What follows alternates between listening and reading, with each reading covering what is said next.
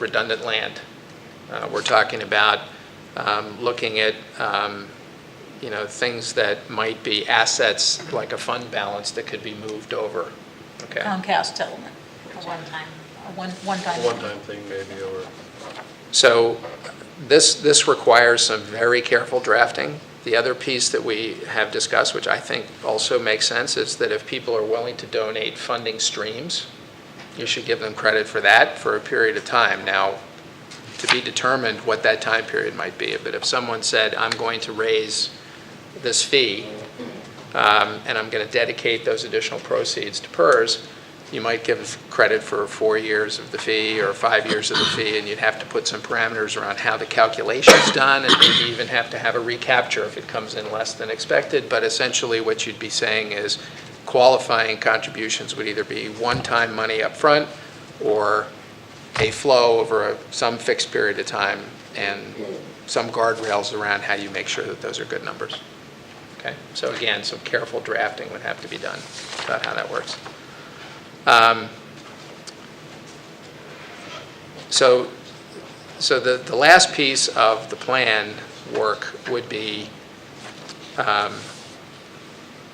some discussion about the collar, and the question that, we can certainly have a conversation about how that might work, but the collar, and some of you probably understand this even better than I do, so jump in if you need to. The collar essentially is where the PERS expense rates are limited to a band, and essentially the purpose is to try to cushion some of the volatility of investment earnings so that the expenses don't move up and down in quite as an erratic fashion. Okay? So, as an example, the uncollared rate might increase by 6%, but to cushion the volatility and make sure that the employers don't face this huge up and down swing, those increases might be limited to 4%. So I'm trying to keep this really simple here, but the idea would be that that sort of collaring can make sense if it's essentially bridging volatility, but still letting you achieve the plan. So, said another way, in a sense, the collared rate is like a negatively amortizing mortgage. You're not paying enough to execute the 20-year plan. It's a short-term solution, but it doesn't actually work in the long term, if my understanding is correct. I believe that is exactly right. You have a non-collared rate that if you were paying it would in fact amortize your UAL over 20 years. Correct. But because the year-over-year increase would just be too much for you to budget, it is limited, but only for a period of time. My understanding is that if the UAL grows by a certain amount, then the collaring can't work,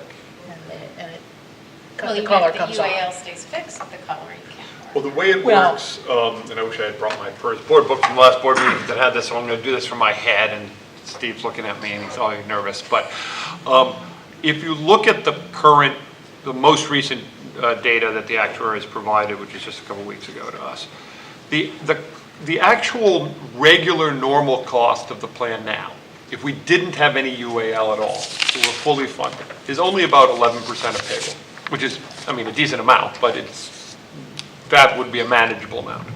Okay. If we were paying fully on the 20-year amortization, right, what's called the uncollared rate. And just to add something to what Dawn said, the 20-year amortization includes interest at the assumed rate of return of 7.2%. So it's a principal and interest, which is one reason why if we could pay it off sooner, it would behoove us to do that. Right? The uncollared rate would be about 35%. Okay? And that means we have to get from where we are today to 35%. And then you still have a long amortization before you pay it off. Okay? what happens is there's a limit, and the limit is wider if we're more in the hole, and it's a fairly complicated thing, but basically it says we're going to get you up to 35%, right, the amortization, but over a period of steps. So you might go, 11 to 15, 15 to 19, 19 to 23, 23 to, up to, right? And that means, of course, that you don't end at 35, but you have to pay at 37 or 38 because you have to make up Right, the missed payments, if you will, with interest. because the time frame stays fixed. Yeah, yes, the idea is after 20 years, you're back to, if everything went perfectly, which it never does, investment returns will be higher or lower and other things will happen, right? But at least actuarially, after that period, you're then back to fully funded, right? So the amortization itself is a borrowing. The collaring is an additional borrowing on top of that in order to stair step up the payments from your teaser rate you have now to the full rate that you'll get later, right? Mm-hmm. But you have to pay both of those back at the 7.2%. Assumed rate of return or whatever it happens to be. So that's a very rough way of the description. And in a way, it's a form of borrowing from the fund at that interest rate. And we do it for the reasons you described, because going from 11 or 15% to 35% would be a huge crushing blow on many people's budgets. It is, however, I don't want to exactly say a privilege, but it is a concession, if you will, or a tool given by the system to employers in order to give them some leeway. And it is possible, I think the idea might be, you might not give that tool, or you might give less of that tool, half of it or something, if you didn't participate in the plan, if one wanted to have a disincentive as well as an incentive on the other side. So if I can also add, it's a smoothing technique. My counterparts in other states, they don't have the collars, but what they do is every year they fold in investment returns, not on a mark-to-market base, but they will use a 3 to 5 year smoothing period where they will, and so it's the flip side. Oregon does a mark-to-market, so our UAL will go up and down, much more volatile compared to other states, but we use the smoothing technique on the backside to manage employer rates. Most other states I work with, my counterparts, don't deal with the smoothing on the backside. They smooth the gains and losses on the front side. Effectively, it does the same thing from practical perspective. It's managing and smoothing the flow of employer rates up and down. I guess I would say that's absolutely right, George, and thank you for adding that. And the collaring works the other way. Were we to be overfunded, right, the rate wouldn't drop immediately down to take credit, but it would be collared too. So in order, which is actually where we were before the 2008 recession. In order to do the smoothing, overfunded. I guess the difference I see a little bit here is when you're close to funding. So let's say we were between 90 and 110% funded, right? Which for long periods of time we were, right? Then investment returns in any one year would bump that up and down. So you might be 90% this year and 102 the next, and and to smooth it, the collaring kind of keeps you in that. So there's that. That's how I think about it. When we're at roughly 70%-ish with outside accounts, then what the collaring is also doing is slowing down or stretching out the repayment part of the debt piece. Right, the band of the collaring isn't related to the amount of the total funding, right? It actually is broadly. The collaring is at a certain level narrow, meaning you can't go up or down too much. If you're 70% funded and above, it widens if you're below 70. Okay. To a maximum at 60, it doubles. Yeah. And we're just beginning to be in that position as it turned out on the last estimate. I mean, we're at 69, I think. So it has all these features, all of which are solid actuarial practice. If you don't smooth the investment returns, you should smooth the collar the payments. It's very much reasonable about that. It's a little bit different, in my opinion, because of the position we're starting in today, for all the reasons of the financial crisis, et cetera.